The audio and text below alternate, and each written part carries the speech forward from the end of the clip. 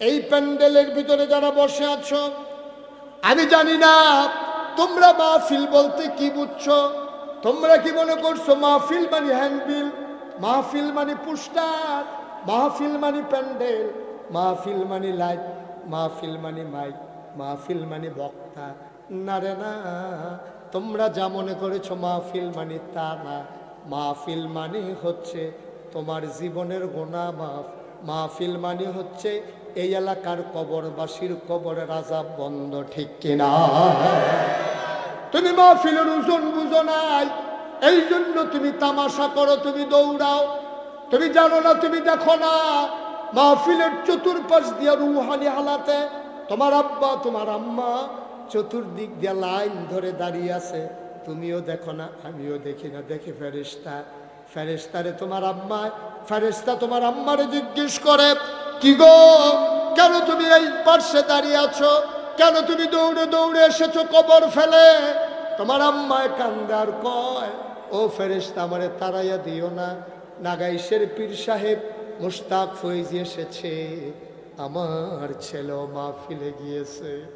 কতদিন আমি আজকে কবরে, কবরের কি আযাব আর সইতে পারি না।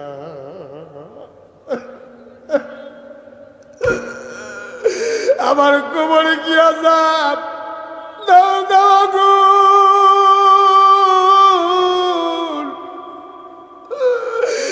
ফেরেশতা আমারে দাঁড়াই দিও না, আমারে দোয়া নিয়ে যাইতে দাও। দুনিয়ায় থাকতে শুনেছি, দুনিয়ায় থাকতে শুনেছি সন্তান যখন মায়ের কথা মনে করে, বাবার কথা মনে করে, 2 ফোঁটা চোখের পানি ছেড়ে দেয়। ওই চোখের পানি গাল বাইয়া জমিনে পড়ার আগে মায়ের আর বাবার কবরের আযাব বন্ধ হয়ে যায়। বলো সুবহানাল্লাহ। তোমরা বুঝো নাই, আমার আব্বা নাই, আমি বুঝি। বাপ না থাকলে কেমন লাগে। ছোট ছোট বাচ্চারা আব্বা আব্বা বলে যখন ডাক দেয়, মানুষগুলো যখন দোয়া চাইতে আসে, হুজুর দোয়া করেন, বাবা নাই। আমারও মনের আয়নায় বাবার চেহারাখানি ভেসে উঠে। মন চায় একবার যদি আব্বা বলে ডাক দিতে পারতাম। বাবার কথা বেশি যখন মনে পড়ে, আমি মাঝ রাতে, অন্ধকার রাতে, নিস্তব্ধ পৃথিবীতে আমি একাকি গুটি গুটি পায়ে বাবার কবরের কিনারে গিয়া দাঁড়াই, বাবার মাথার কাছে গিয়ে বসি, বাবার লগে গুনগুন করে কথা কই, আব্বা, ও আব্বা, আব্বা আমারে চিনছেন নাকি আব্বা? আমি আপনার মুশতাক ফয়েজি, 11 বছরের রেখে আপনি ইন্তেকাল করছিলেন। আপনার মুশতাক ফয়েজি এখন অনেক বড় হয়ে গেছে আব্বা, ও আব্বা আপনার মুশতাক ফয়েজি অনেক বড় হয়ে গেছে আব্বা, আপনি আমারে চিনছেন নাকি? ও আব্বা আপনি কেমন আছেন কবরে? মাটির বিছানা কি কবরে? কি খাইতে দেয় আপনারে আমার আল্লাহ? আমি আব্বার লগে কত কথা কই, আমার আব্বা একটা কথারও জবাব দেয় না। কানতে কানতে বিছানায় যাই, ঘুমাইতে পারি না। এমন আব্বা যারা কবরে শোয়াইছো, এমন আম্মা যারা কবরে শোয়াইছো, একটা লোক উঠে যাইও না, একটা লোক চলে যাইও না। বাবার জন্য দোয়া করে দিয়ে যাও। তুমি বাবা ভুলে গেছো রে ভাই, তোমার বাবার কথা বলে নাই। এখনো তো বাবার জমিন চাষ করে খাও, বাবার উঠানো ঘরের ভেতরে ঘুমাও। শেষ রাত্রে যখন হালকা ঠান্ডা পড়ে যায়, মায়ের সেলাই করা কাঁথা গায়ে দিয়েই তো ঘুমাও। তোমরা যারা উঠতেছ, ওঠার আগে সাদা কাগজে একটা লাইন লেখো, তুমি যেমন আব্বা আম্মারে কবরে ফেলাইয়া উঠে যাও, তুমি যেই দিন কবরে যাবা, তোমার সন্তান সেই দিন মাহফিলের কাছেও আসবে না, দোয়া করবে দূরের কথা, ঠিক কিনা? কি এমন তাড়াহুড়া? কি করবেন আপনি বাড়িতে গিয়া? কি করবেন আপনি? আপনি 1-1.5 ঘন্টা 2টা ঘন্টা আপনি মাহফিলে বসতে পারেন না, এত ব্যস্ত আপনি। কখন চায়ের স্টলে বসবেন, কখন ঘুমোবেন, কখন মোবাইল চালাবেন, কখন টিভি দেখবেন, আপনি এত ব্যস্ত মানুষ। আপনি কবরে গিয়ে দেখেন কারবারটা কি হয়। মায়ের কথা মনে করে বছরে একবার মাহফিলে একটু দোয়া করতে মন চায় না। আপনার মনে আছে এই মায়ের কথা? আপনি যখন দুনিয়াতে আসবেন, মায়ের যখন ব্যথা শুরু হয়েছে, আপনার মাথাটা ছিল উপরে, পাগুলা ছিল নিচে। আল্লাহ আপনার একটা ডিগবাজি খাওয়াইয়া মাথাটা নিচের দিকে নামাইছে, পাগুলো উপরের দিকে উঠাইছে। পাগুলো উপরের দিকে উঠার সময় আপনি মার কলিজার ভিতরে 2টা লাথি দিছিলেন। ওই লাথির কারণে আপনার মা সাথে সাথে চোখ উল্টাইয়া বেহুশ হয়ে গেছে। আপনি তো মনেই নাই, আপনার মনে নাই। আপনি লাথি দিয়া মায়ের কলিজায় দুনিয়াতে এসেছেন, মা বেহুশ হয়ে পড়ে আছে। আল্লাহ ডাক দিয়া কয়, ফেরেশতা আমার বান্দি তো মরে যাবে, আমার বান্দিটা তো মরে যাবে, তারে হুশ ফিরানোর ব্যবস্থা করো। ফেরেশতা কয়, মাওলা ও মাওলা, কেমনে আমি হুশ ফিরাবো, তোমার বান্দি তো বেহুশ। আল্লাহ ডাক দেয়া কয়, বাচ্চার গায়ে আস্তে করে আলতো করে চাপা দাও। ফেরেশতা এসে তোমার গায়ে চাপা দিয়েছে, তুমি হঠাৎ করে ওয়া ওয়া করে কান্না শুরু করেছো। ওই কান্নার আওয়াজ তুমি যেমন আস্তে করেছো, আল্লাহ আওয়াজটারে কয়েক গুণ বাড়াইয়া মায়ের কানের ভিতর দিয়া কলিজার ভিতরে পৌঁছাই দিছে। বেহুশ মা, ওই বেহুশ আমা আওয়াজ যখন কলিজায় গিয়া ধাক্কা খাইছে, মা আর বেহুশ থাকেন নাই। আস্তে করে মা চোখ খুলে ফেলেছেন, রক্ত মাখা তোমার শরীর, তোমার নানি কাপড় দিয়া পেঁচাইয়া কুলে নিয়ে রাখছে, তুমি ওয়া ওয়া করে কাঁদতেছো। তোমার মা ডাক দেয়া, আম্মা ও আম্মা, কি সন্তান প্রসব করলাম গো আম্মা, তাড়াতাড়ি কুলে দাও। তোমারে নিয়া তোমার নানি তোমার মায়ের কুলে দিছে।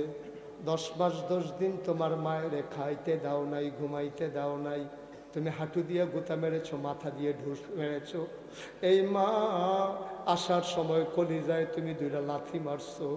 এই মা তোমারে যখন তোমার নানি তোমার মায়ের কুলের ভিতরে দিছে, এমন একটা জায়গা নাই যেই জায়গাটায় তোমার মা চুমা খায় নাই। আনন্দাবাদের মুসলমান মুশতাক ফয়েজি যদি আর কোনোদিন না আসে, কোনোদিন যদি তোমাদেরকে না ডাকে, এমনি এমনি তোমার কেউ বলবে না, জোর করে করে কেউ তোমারে বসাবে না রে ভাই। তোমার হাঁটা তুমি হাঁটবা, আমার কি আসে যায়। কিন্তু এই গ্রামের মাটির নিচে আমার অনেক আত্মীয়রা ঘুমিয়ে আছে। তোমরা কোনোভাবে না কোনোভাবে আমার সাথে আত্মীয়তার বন্ধনে জড়িয়ে আছো, এই জন্য জোর করে বসাতে চাই। ওই কবরের মানুষগুলোর অনেক দাবি আছে আমাদের কাছে।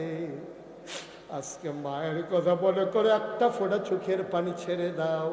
চোখের পানিটা গাল বাইয়া জমিনে পড়তে দেরি, মায়ের আর বাবার কবরের আযাব বন্ধ হইতে দেরি হবে না, ঠিক কিনা? বাংলার মুসলমান মনে রাখো, মনে রাখো, দিনটা তোমার আসবে না। হাসান বসরি রহমাতুল্লাহ আলাইহি, আল্লাহর একজন বড় ওলি, বিরাট বুজুর্গ ব্যক্তি, তিনি এক জানাজায় গেলেন। সুবহানাল্লাহ কয় না? ঘুমাই গেছেন আপনারা? বলেন সুবহানাল্লাহ। হাসান বসরি জানাজায় গিয়া উনি জানাজার শেষে কাঁদতেছেন। ভক্ত মুরিদারা কই, হুজুর কাঁদেন কেন? বাবা একটা কথা চিন্তা করে কাঁদি, যে মানুষটারে আমরা এখন জানাজা দিলাম, এখন যদি তার জীবন ফিরাই দেয়, মানুষটা কি করবে? কয়টা তো হুজুর হবে না, আমিও জানি হবে না। যদি কোনো কারণে আল্লাহ দয়া করে জীবন ফিরাই দেয়, সে কি করবে? আবার সবাই বলে, হুজুর মানুষটারে যদি জীবন ফিরাই দেয়, সে নামাজ ছাড়বে না, রোজা ভাঙবে না, মিথ্যা কথা বলবে না, সে অন্যায় করবে না, অবিচার করবে না। হুজুর যদি তার জীবন ফিরাই দেয়, মানুষটা ফেরেশতার মতো ভালো হয়ে যাবে, গোনার কাছেও যাবে না। হুজুর কান্দে আর কয়, বাবা মানুষটার জীবন ফিরাই দেওয়া হবে না, সেও আর এমন হইতে পারবে না। কিন্তু আমরা যারা বেঁচে আছি ইচ্ছে করলেই এমন হয়ে যেতে পারি, পারি না? আমি যদি আজকে সিদ্ধান্ত, ওন ডিসিশন, এটা আমার সিদ্ধান্ত, আমি নামাজ ছাড়বো না, দ্যাটস ওকে, ফাইনাল। আমি নামাজ ছাড়বো না, আমার কে নামাজ ছাড়াবে? আমি রোজা ভাঙবো না, কে আমার রোজা ভাঙাবে? আমি হজ ফরজ হলে করে নেব, কে আমারে বাধা দেবে? আমি মানুষের জন্য করে যাব, আমার সামর্থ্য আছে, আমি করব, কে আমাকে বাধা দেবে? আমি আমার মামার কাছে আবদার করেছিলাম, মামা আজকের মাহফিলের প্রধান অতিথি, এই জনপদে জন্ম দিয়ে নিয়েছেন আপনি, জোর করে কেউ কোনো জনপদে জন্মগ্রহণ করে নাই, এটা আল্লাহর পক্ষ থেকে আপনাকে এই জনপদে পাঠানো হয়েছে।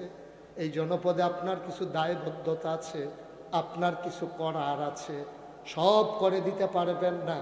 আপনি 1 কেজি করে গম দেবেন, সকালবেলা আবার লাগবে, 5 কেজি করে চাল দেবেন, পরের দিন আবার লাগবে। কিন্তু আপনি একটা কাজ করে দিতে পারেন, জনপদ বদলে যাবে। যদি শিক্ষার আলোয় আলোকিত করে দিতে পারেন, গম দেওয়া লাগবে না, চাল দেওয়া লাগবে না, গোটা সমাজ আলোকিত হয়ে যাবে, ঠিক কিনা? মামা আমার সাথে এগ্রি করেছেন, তিনি একমত হয়েছেন। এই সমাজে সামান্য সময়ের ব্যবধানে ইনশাআল্লাহ ইনশাআল্লাহ আপনার একটা একেবারে কি বলে পরিপূর্ণ পাঠাগার ঘর আকারে আপনার ইতিমধ্যে পেয়ে যাবেন, যেখানে সকাল বিকাল আপনার সেখানে গিয়ে পড়তে পারবেন। কোরআনের তাফসীর থাকবে, হাদিস শরীফ থাকবে, বাংলায় অনুদিত বিভিন্ন গ্রন্থ থাকবে, সেগুলো পড়ে পড়ে আমরা শোনার মানুষ হব ইনশাআল্লাহ। আল্লাহ যেন কবুল করে, সবাই পড়ে আমিন, জোরে পড়ে আমিন। আপনার মানুষটার জন্য দোয়া করার দরকার আছে না? এই আহা এখন তো ফলাফাইন উঠছে, এবার বুঝার মানুষ উঠছে কিন্তু, আরে ইচ্ছা করলে আপনি আগে বাইক চাইতে পারবেন। কথা তো আরেকটা মনে পড়ছে না, কইলি তোমরা একটা মাহফিল আমি কত করে বুঝাইতেছি, উঠতেন না উঠতেন না উঠতেন না, আমি ডাইনিতে চাইলে বামিতে একটা উঠতে লাগে, বামের চাইলে ডাইনিতে উঠতে লাগে, সারা বেলা ছুটে গেলাম।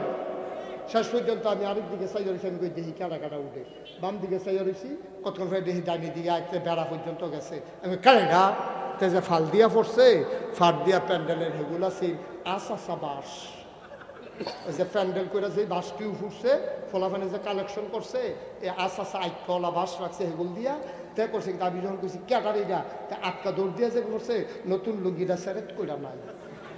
আরে এখনো শেষ নিয়ে আরো আছে না ঘটনা, এই বুড়ি আঙ্গুলের লোকটা উল্টে লিছে নাতে, এই বুড়ি আঙ্গুলের লোকটা উল্টে ওমাগো করে সিল্লাম দিয়া লাইছে, তার এরপরে এই ব্যান্ডেজ কইরা তার হাসপাতালে লইয়া গেছে, নিচে কসবা নিচে পরে হেতার করে করছেন কিতা, এই নার্স মাস ডাক্তার তুলছে, তুললে সেটা তার ফাওয়ার মধ্যে পরিষ্কার করে ব্যান্ডেজ করছে, কইরা সেটা নালগি দিয়ে রাখছে ফাও, কয় ডাক্তার সব বাজ্যে গিয়ে ব্যান্ডেজ দিয়েছে, আরে না বাজ্যে গেছে। যখন নামানোর লগে লগে আবার ফিনকি দিয়ে রক্ত ছুটবো, ওই তাতা 6 ঘন্টা, কয় ঘন্টা আর কথা কয় না রে, কয় ঘন্টা হাতে 6 ঘন্টা না ফাও আলগি দিয়ে হত্যা হয়েছে। আর মনে মনে কইতেছে হুজুরে না করছিল রে, কথা তো শুনলাম না। তে রিক্সা দিয়া পরে 6 ঘন্টা পরে আইসে, ফজরের আজান দিছে, সকলে বাইক গিয়ে ঘুমাইয়ে উঠছে, তে বাইক আইতে আছে। ইচ্ছা করলে আপনি তাড়াতাড়ি আইয়া পড়তেন পারবেন, তাড়াতাড়ি বাজ্যে গেতেন পারবেন, কথা যে শুনেন না টের পাইবেন পরে না, যখন সার্ট করে লুঙ্গিটা নেই তখন না টের পাইবেন। কয় ঘন্টা হয়েছে ওয়াজ নিয়ে? আমি তো নিয়ত করছিলাম মামুরা পাইতেছি, আর অন্তত 4-5 ঘন্টা ওয়াজ করা, আপনারা লেগে হ্যাঁ না করতো না দেবে, হ্যাঁ করবো তো, হ্যাঁ মামুর তো নাইয়া বেড়াইছি দিয়ে, আর দিলে কয় ঘন্টার হুতাম কমলারে হতাহতি বন্ধ হচ্ছে। মার হাবা কয় না রে ভাইও, প্রত্যেক দিন মাহফিল হয় না, ও প্রত্যেক দিন মাহফিল হয় না, প্রত্যেক দিন মাছের জুলা গানা, সারাদিন খাওয়াইয়া তুমি সুহার মাছটি খাইছো না, আর জুলাক যে ভরে সকলে খাওয়াইতে আছে, ধুলায় খালি মাছ পড়াইতে আছে, তার 2টা জাল, একটা খেয়াও দিয়ে তুললা দেয়, বউয়ে জিয়ে বাচ্চা বুচ্চা আবার দেয়, হাতে আরেকটা খেয়াও দেয়, কি আর জমার না মাছ। খালার ফটো বইয়ে বই তো ভাত খাইতে আছে, আত তো দুইছে রাতে এমনি খাইয়া সেটা মাছ ধরতে আছে, আরেকটার বউয়ে কইতেছে আপনি আমার ঘর দিতে হইলেন, জামাই রে কইতে আছে আর কি, কথাটা কিতা করলে ঠেলার লগে আইয়া পড়ছে। পরে তারে গিয়া পাঠাইছে ঠেললা ঠুললা, কয় আপনি যান, তারে জানি তো নাই, যান কি লইয়া, কয় সিরা মশারিটা লইয়া যান। তো মশারিটারে লইয়া সাইড কোনার চারটে ইট বান্ধা তেনে এইটা দিয়ে হালাইছে, বাইরে দিয়ে ট্যাংরা মাছ লাগে একটা সাদা হইয়া গেছে। সুবহানাল্লাহ কয় না? মাছের যখন ঝুলাইয়া যাইয়া তখন জাল লাগে না, মশারির বেড়াইয়া লাগে, আর নাহলে সারাদিন খাওয়াইয়া সুহার মাছও পাওয়া যায় না, ঠিক কিনা? আচ্ছা সোয়াবের ঝুলাইয়া গেছে গা, ঠিক কিনা? আচ্ছা সব সোয়াব লইয়া যাইবা ডুলায় ডুলায়, ঠিক রে? সবাই মিললে আমরা ওই এত কথার ভিত্তিতে হাতে উঠতে লাগছে না, এমনি উদাম করে সিহন জিংলা দিয়া খিসন যাইতো। আচ্ছা তাতে তাদের লইয়া দুইজনে ফোটালা,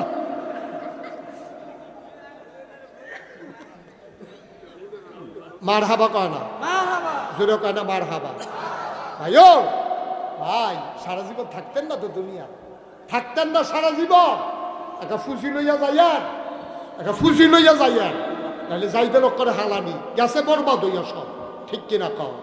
কয়দিনের চিন্তা দিয়ে আপনি খেয়াল করে দেখছেন, শিক্ষা নেওয়ার বিষয়, সব কিছু তামাশার বিষয় না, হাসির বিষয় না, প্রতিটা কথার জবাব দিতে হবে। আমরা তো অনেক কথা কই আলাই, অনেক কথা কইতে গিয়ে অনেক সময় অনেক ভুল কথাও চলে আসে। যেমন কিছুদিন আগে আমি আম্মাজান খাদিজার ব্যাপারে কথা বলতে গিয়া একটু অন্যভাবে বলে ফেলছি, আঞ্চলিক ভাষায় কথা বলি তো অনেক সময়, কিন্তু আমি পরে বুঝছি কথাটা এইভাবে বলাটা ঠিক হয় না। আমি বলছি যে এইভাবে কথা না, কে বললো না বললো আমার দরকার নেই, আমার চিন্তা হলো যে কথা বলতে অনেক চিন্তা করে বলতে হবে, ওনাদের সম্মান মর্যাদা এটা অতুলনীয়, যেটার তুলনা চলে না, এই জন্য কথা বলতে হবে খুব মাইপা মাইপা। অনেক সময় আমাদের কথা 2-2.5 ঘন্টা কথা বলি, তো অনেক সময় এমন কথা হয়ে যায় যেটা অনাকাঙ্ক্ষিত, পরে নিজেও বুঝি আসলে এই কথাটা না বললেই ভালো ছিল। আলহামদুলিল্লাহ বলবেন না? এটা পরে নিজেই বুঝি যে এই কথাটা এইভাবে না বললে অন্যভাবে বলা দরকার ছিল, কতভাবেই বলা যায়। আল্লাহ যেন কবুল করে, ওইভাবে যেন সাবধানতার সাথে প্রতিটি পদক্ষেপ নেওয়ার তৌফিক দান করে। সবাই কনা আমিন, জোরে কনা আমিন। কথা বলা সহজ, আমাদের দেশে আপনি একটা কিছু কইছে দেখবেন ফেসবুকের ভিতরে কেমন জেগেতে আছে, এইটা সিস্টেম না। আমি যদি দেখি যে মামার একটা সমস্যা, তা আমার সর্বোচ্চ দায়িত্ব হলো আমি যে কোনো মূল্যে ওনার একটা মোবাইল নাম্বার সংগ্রহ করে আমি ওনাকে ফোন করে বলা, আপনি কোনো জানেও না হেবাড়া রয়েছে ডাহা, আর আপনি হেবাড়ার ব্যাপারে মিছিল বার কইরা ভাড়াইতের মতো হি চালাইতে আছেন, এটা সিস্টেম না। তো ওনার তো কোনো লাভ হইল না, আপনারও কোনো লাভ হইল না, বরঞ্চ লাভ হইল এটা যদি ওনাকে ধরাই দিতে পারতেন, উনি যদি শুধরে যেতে পারতো, তাইলে জিনিসটা লাভ ছিল। অনেক ওলামা একারাম অনেক সময় আমাকে ফোন করে পরামর্শ দেন, হুজুর এই ব্যাপারটা এইভাবে না বলে ওইভাবে বললে ভালো হয়। আমি এগ্রি করি, আমি অনেক সময় নিজে মন থেকে গ্রহণ করি, ঠিকই তো আছে, এই কথাটা আসলে এইভাবে না বলে ওইভাবে বললেই ভালো। কিন্তু আমাদের দেশে কথা নেওয়ার মতো মন মানসিকতা আবার কম, কিন্তু আল্লাহ আমাকে এটা দিছে। আপনি যদি আমাকে ধরাই দিতে পারেন যে হুজুর এটা এইভাবে না বলে ওইভাবে বললে ভালো হয়, আমি একেবারে সাথে সাথে সেকেন্ডের ভিতরে আমি এটা নেওয়ার মতো ক্ষমতা মন মানসিকতা আল্লাহ আমাকে দিয়েছে। আল্লাহ যেন কবুল করে, সবাই কনা আমিন, জোরে পড়ে না আমিন। আমাকে যারা পরামর্শ দেয়, আমার যারা হিতাকাঙ্ক্ষী শুভাকাঙ্ক্ষী, আমি তাদের মঙ্গল কামনা করি। যারা আমাকে পরামর্শ দিয়ে দিয়ে আমাকে এত দূর পর্যন্ত এগিয়ে নিয়ে এসেছে, আমি তাদের জন্য দোয়া করি, আল্লাহ যেন কবুল করে, সবাই পড়ে না আমিন। বন্ধুরা আমার, তাইলে আমরা কথা কি দাঁড়াইলো, আজকের মাহফিল কবুল, এটা আমার মন সাক্ষী দিয়েছে, আলহামদুলিল্লাহ বলবেন না? সুতরাং আপনার আব্বা আম্মার জন্য একটু দোয়া করার দরকার আছে নাকি নাই? দোয়ার আগে একটু তাওবা করারও দরকার আছে।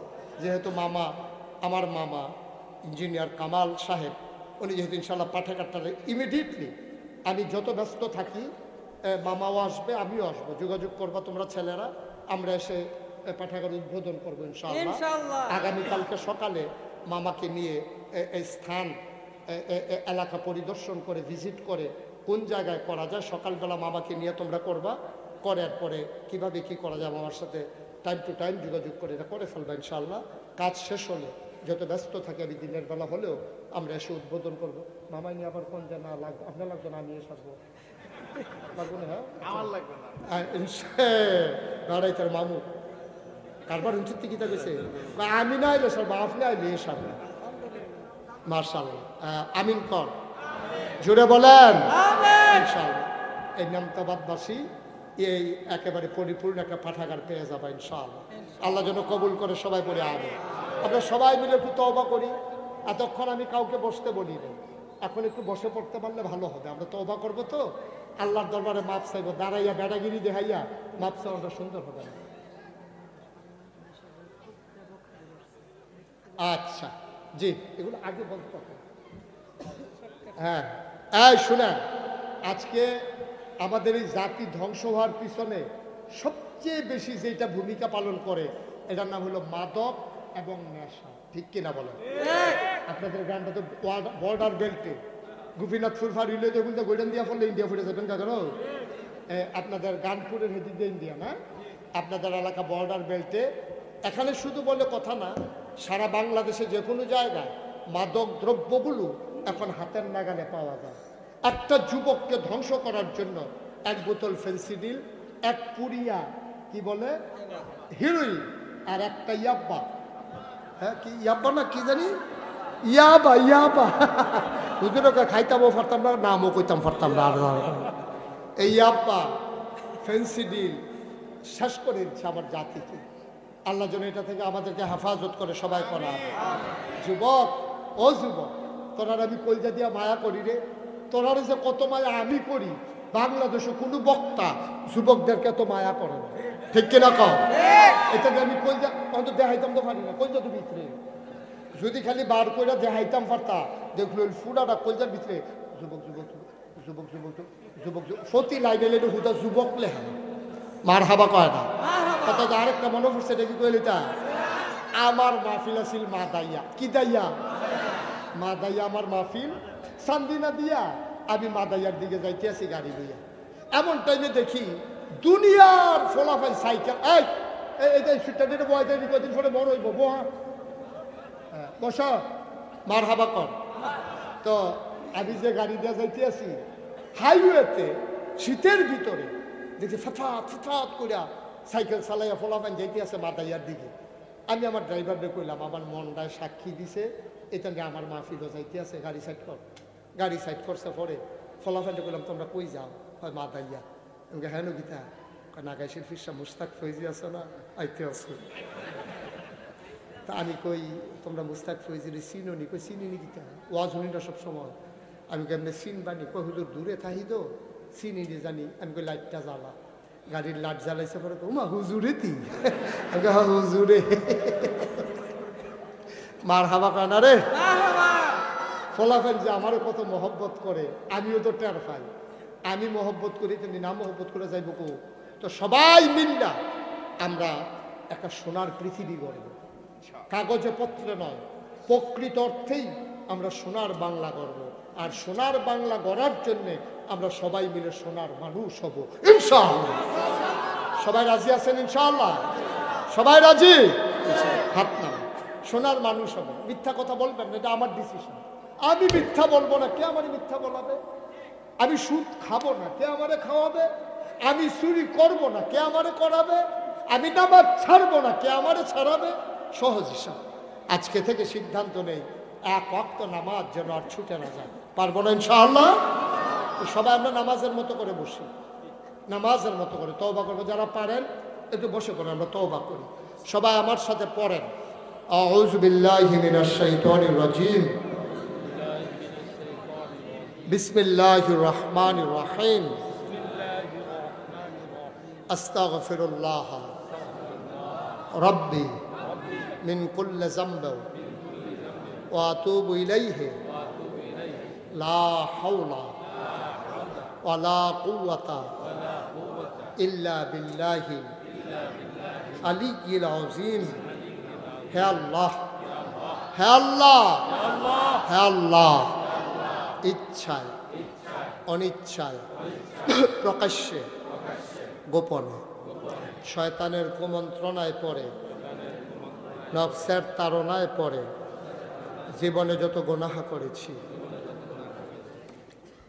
কবিরা সগীরা শিরক বেদাত, সমস্ত গুনাহ থেকে খালেস অন্তরে তাওবা করি। হে আল্লাহ, গুনাহ মাফ করে দাও, তাওবা কবুল করে নাও। আশহাদু আল্লা ইলাহা